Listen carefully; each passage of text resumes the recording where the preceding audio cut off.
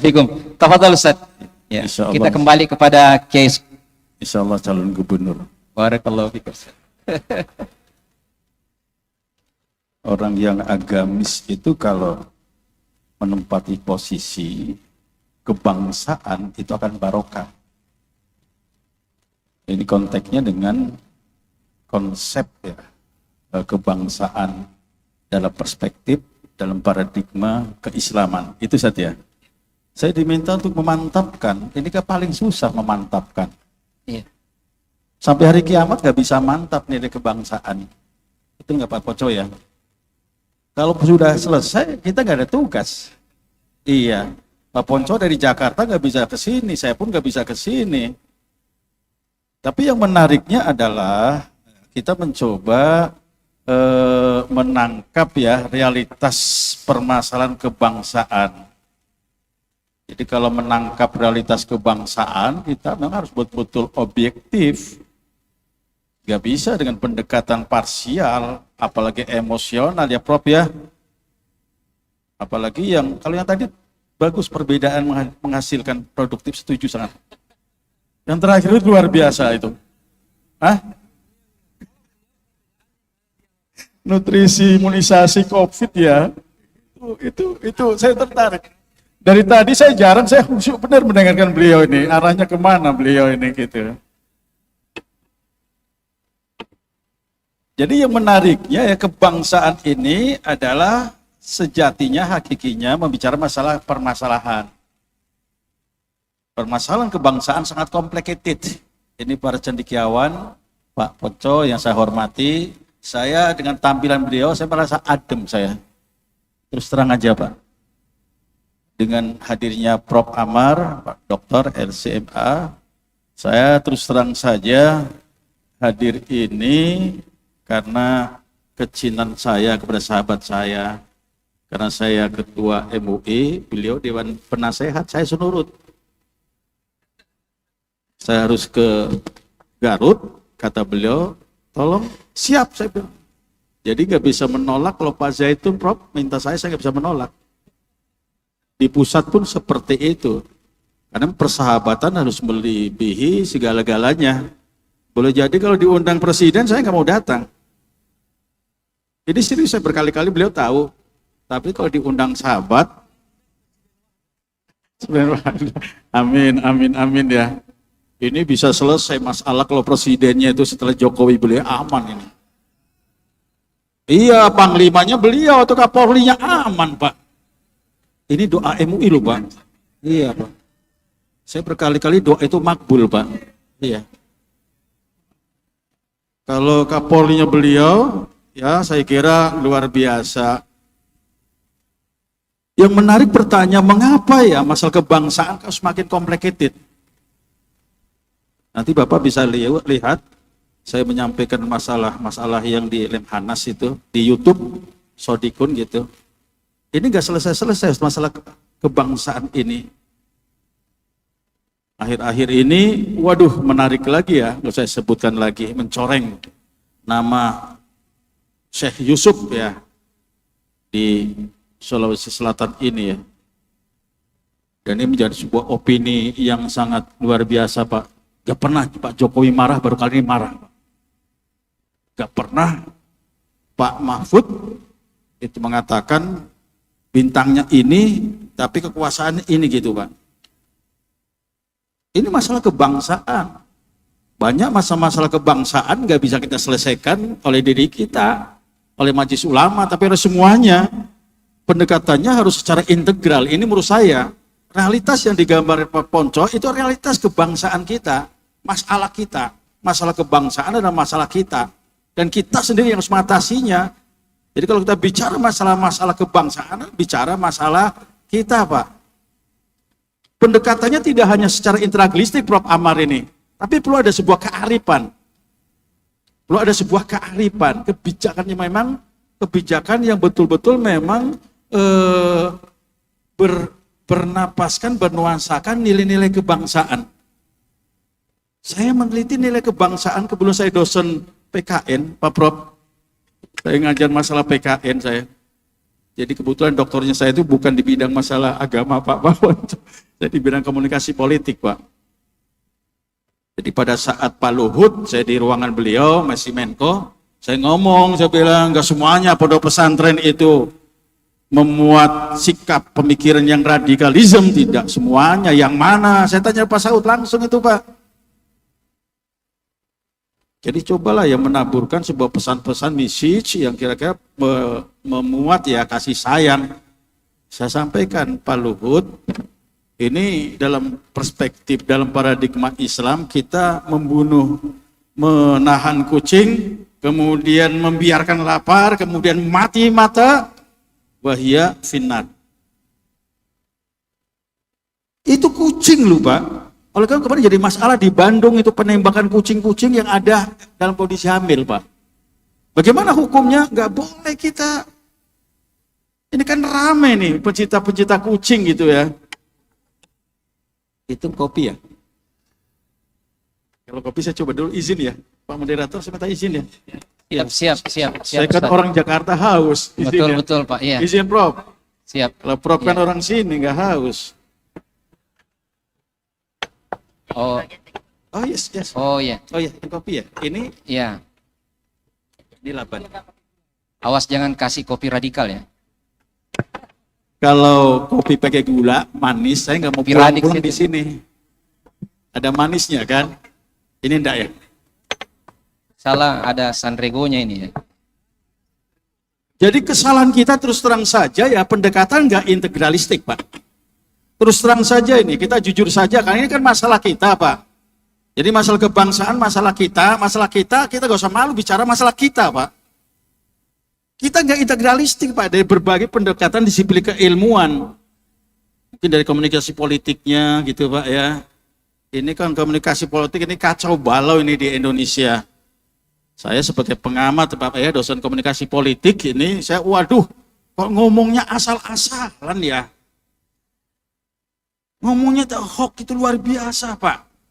Kalau kita dulu di Jawa kan itu, istilah di Jawa ya maaf di tempat lain juga itu. Dengan orang tua kan lain kita. Jadi komunikasi yang memang setengah ya merebak di Indonesia dengan media-media masanya ini sangat luar biasa rusaknya Pak, terus terang saja. Ini yang tidak masuk dalam 7 nilai-nilai kebangsaan Pak. Tidak masuk dalam nilai kebangsaan. Ini yang nanti harusnya dimuat di sini. Karena 7 nilai kebangsaan yang menurut saya, ini yang perlu kita garis bawahi, ini harus kita yakini Pak Ketua Setiba, Pak Ahmad Hanafi ya. Betul nggih Pak? PSD yang kami hormati. Mutakharij di Madinah ya Allah. PSD dari Madinah juga. Wah berkah Pak. Sangat luar biasa. Jadi yang perlu saya garis bawahi ini yang luar biasanya, ini maaf aja Pak Presiden. Ini nilai-nilai kebangsaan, nilai-nilai secara konseptual, paradigma ini sangat universal Pak. Sangat komprehensif. Yang pertama misalnya, masalah religiositas, masalah dinia. Semua manusia itu butuh kepada sebuah agama Pak. Ada saatnya pada saat terjadi perang yaitu di Afghanistan, itu kan mereka nggak beragama komunis.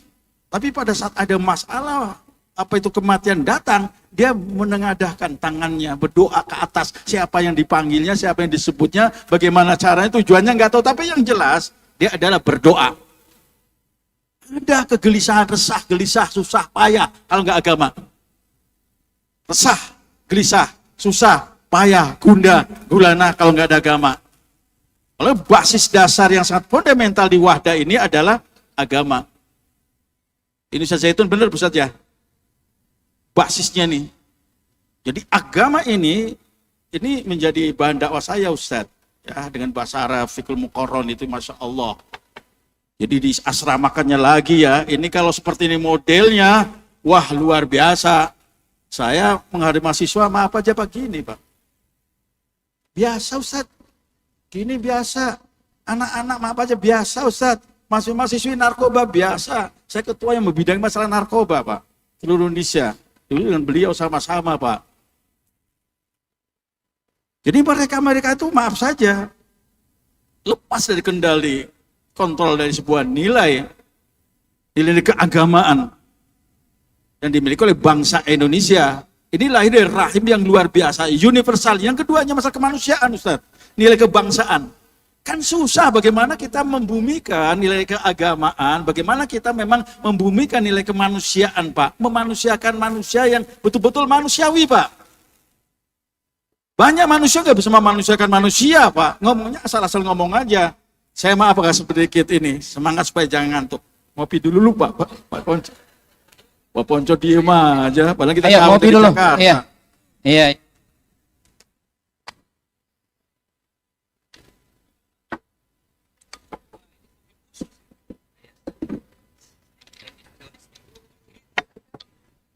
Itu sasarannya dari materi beliau tadi. Iya, insya Allah, Kalau Pak. ini sasarannya untuk lead. Insya Allah, Pak. Iya.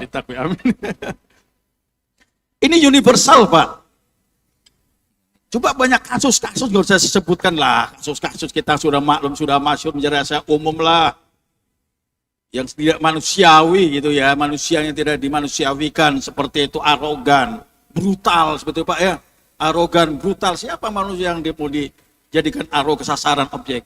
Kalau kita di Jawa ada istilahnya apa Pak? Kalau nginjek itu, yang kalau nggak mau dicubit, ojo nyubit. Kalau nggak mau diinjek, jangan nginjek, tepos. Seperti itu Pak. Kalau sama orang tua jalan di samping. Karena kebetulan ibu saya orang Jawa Pak. Saya lahir di Jakarta, di Betawi saya. Jadi nilai-nilai kemanusiaan ini bisa membangun sebuah peradaban. Nilai-nilai kemanusiaan ini Ustaz, ini tadi yang pertama ketakwaan. Kemudian komitmen, mental attitude, ini harus itu diinjeksikan di dalam yaitu SDM atau anak bangsa. Kalau enggak itu ya bagaimana kita bisa mewujudkan NKRI, nggak mungkin lah itu Pak. Nggak mungkin ya, maksud saya misalnya negara kesatuan Republik Indonesia akan terwujud kalau seandainya belum Mbak ya. Sebagai manusia itu mempunyai watak, tabiat, mental, attitude, kemanusiaan. Bukan maaf aja dalam tanda mental kehewanan. Ya? Ketika mau kopi jangan dihitung. Minum kopi jangan dihitung ya moderator itu kan. Belum sampai Ustaz ya. Ini nilai yang sangat universal. Artinya apa? Nilai-nilai kebangsaan ini produktivitas, kemudian katakanlah yaitu kebersamaan, demokrasi, apalagi demokrasi pakai duit gitu kan Pak ya.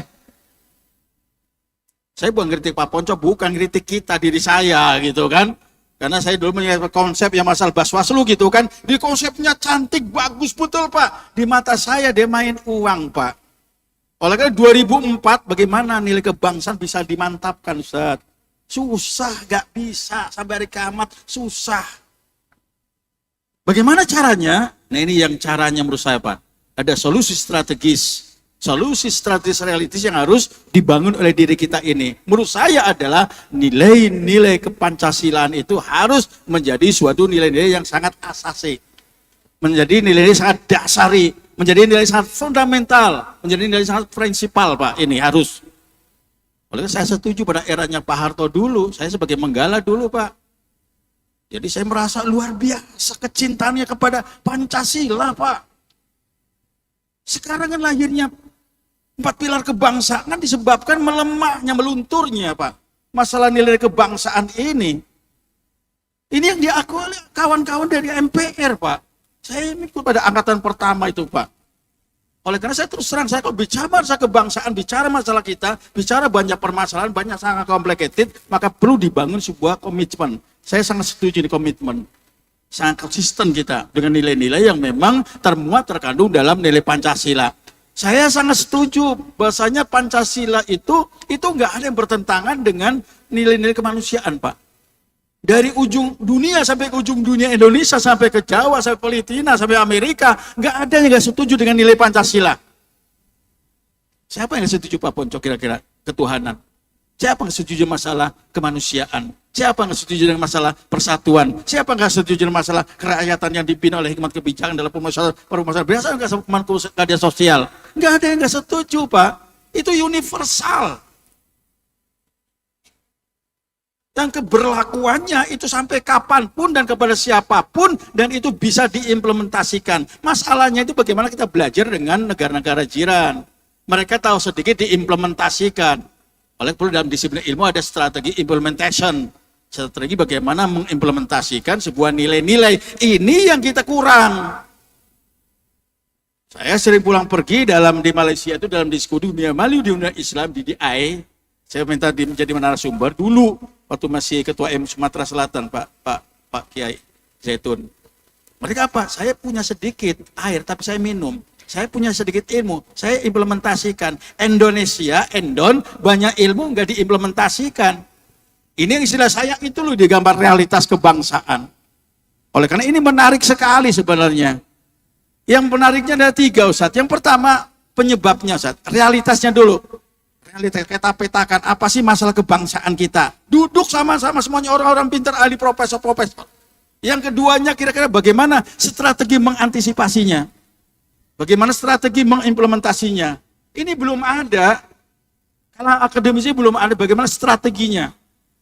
Bagaimana skupnya dan sebagainya. Baru kemudian yang ketiganya menurut saya ada dukungan politis.